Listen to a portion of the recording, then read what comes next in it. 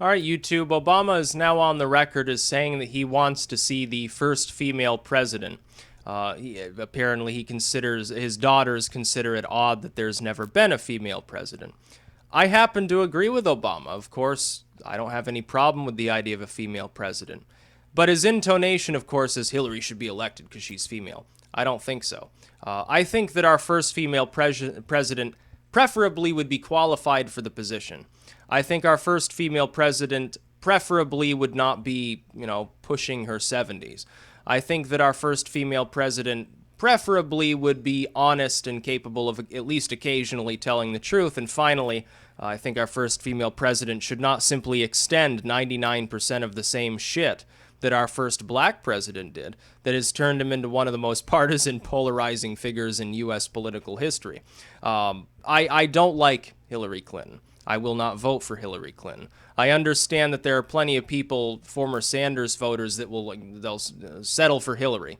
I wouldn't do that because, quite clearly, the Democratic Party is currently being led by a woman whose experience boils down to being a first lady embroiled in scandal, a senator who voted for the Iraq War and who opposed gay marriage, and a Secretary of State who apparently spent more time filtering through her own private email server than actually conducting the business of the Secretary of State.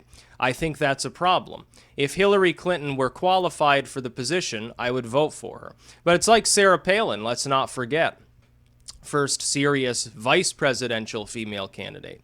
Now, when Sarah Palin jumped aboard with John McCain, did these same people that are clamoring to smash the glass ceiling vote for John McCain because they wanted to see the first female vice president?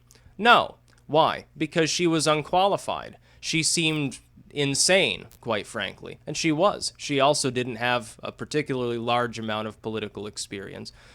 She said fruity things, she acted in a fruity manner, and she represented really completely outdated political ideologies. She was basically the worst possible fusion of like a McCain or a Boehner, like an establishment Republican with a severe evangelical. Of course they weren't going to vote for her.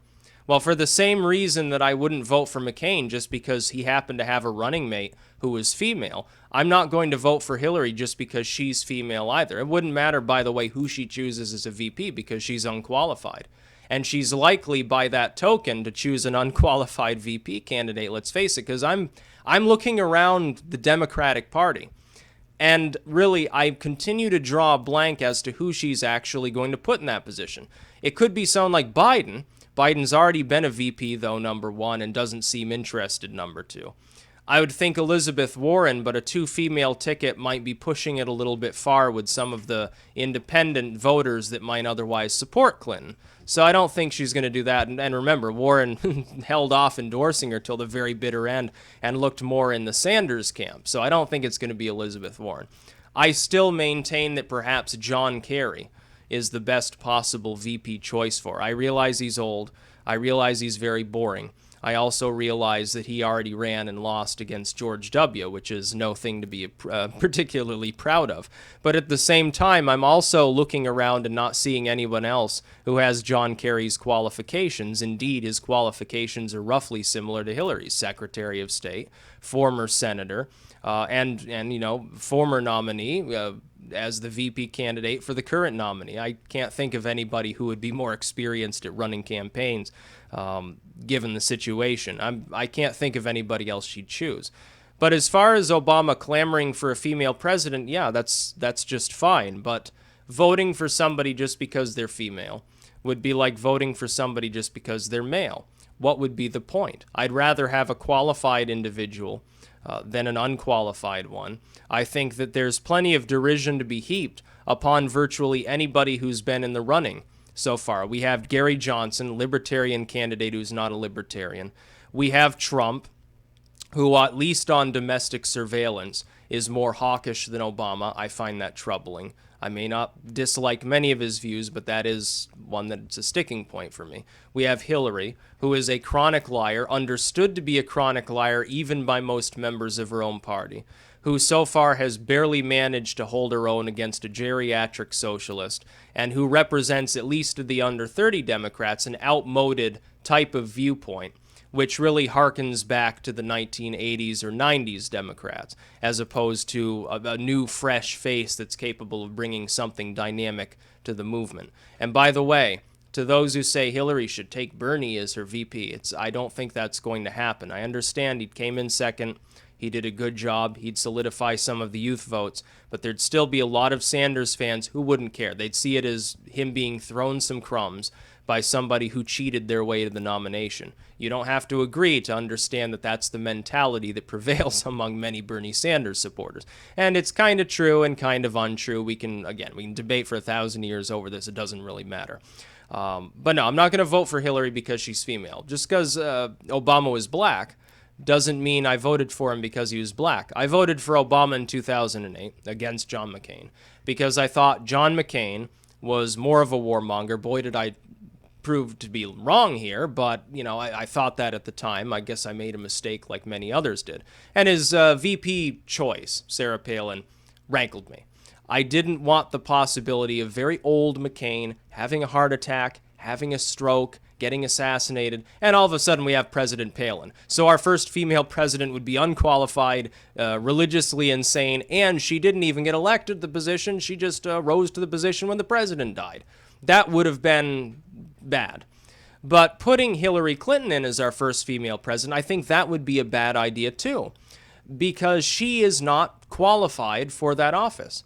She's being investigated by the Federal Bureau of Investigation right now, with a State Department that was under her command and was very, very friendly towards her, even they admitting that there was wrongdoing there. Maybe not criminal negligence, but certainly wrongdoing and a breach of their protocol.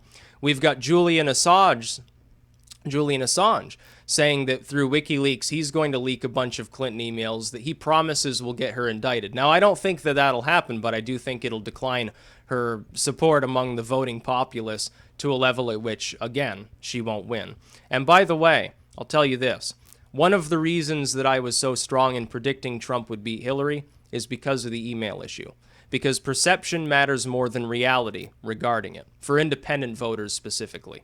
Democratic partisans, they don't care. They think that it's a right-wing conspiracy. Independent voters, you've got their attention. If WikiLeaks, which caters especially to the young, dumps tens of thousands of Hillary emails, and there are a few juicy tidbits here and there that make it look like she's even more dishonest than she really was, if it countermands anything that she has stated in her testimony to the FBI or the State Department, then she's toast. She's not going to be elected.